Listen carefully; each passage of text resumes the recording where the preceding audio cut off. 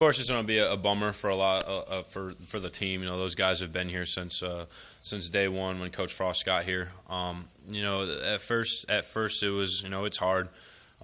Those guys see those guys see those coaches every day. I mean, we do too. But it's your position coach. You become very tight with them, and when someone leaves the family, it's always tough. So that week was pretty tough. I know for the O-line, those guys were pretty upset. But it's just a business.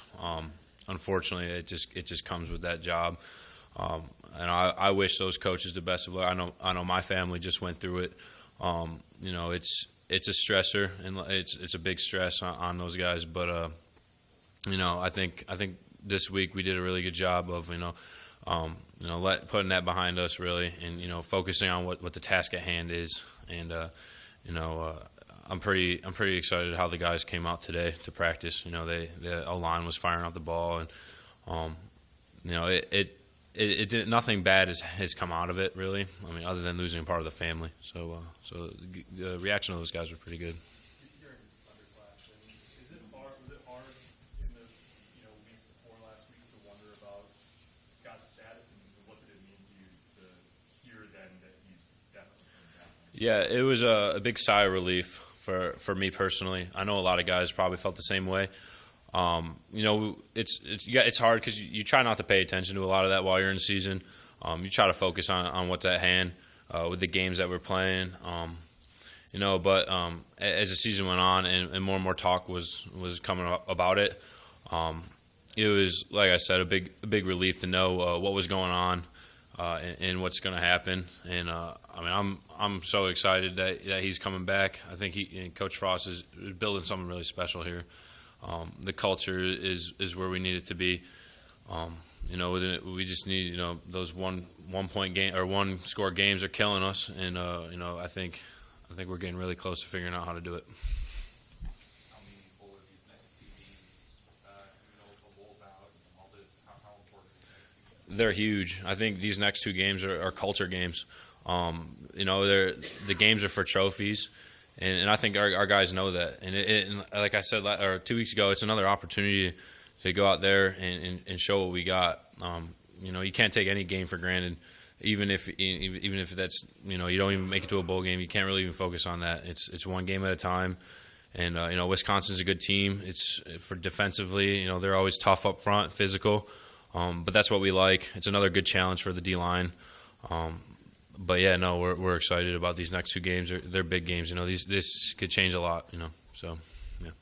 The last 2 teams you play are kind of known for what they do on the defensive side of the ball.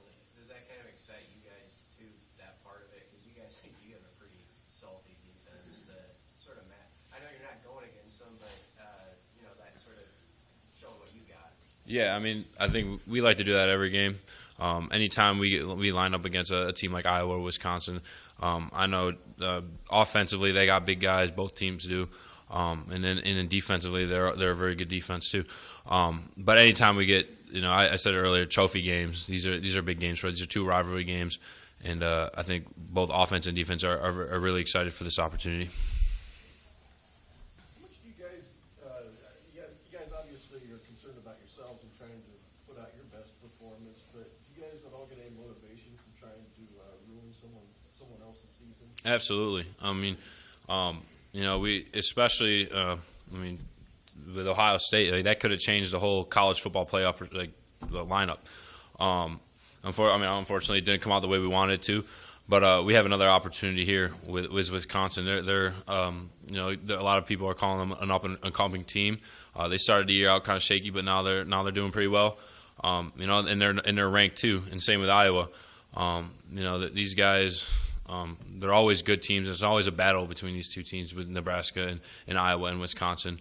But yeah, no, there is definitely, you definitely can be motivated to go out there and know that, you have an opportunity to put them one more game behind and, change up the rankings a little bit.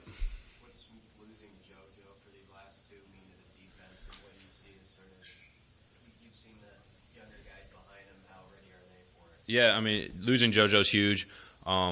But I think we have trust in the guys who are behind him. JoJo's one of those type of guys who, comes to work every day. He brings guys along with him. His attitude about life is just, it's always positive. He's a hard guy to replace on and off the field. So when he's gone, he's just going to be a presence that's just not here anymore. But he had to make that decision, and we're behind him with that decision to get his hand fixed. I'm proud to have shared the field with him. It's tough, but the guys who are behind him, they're ready.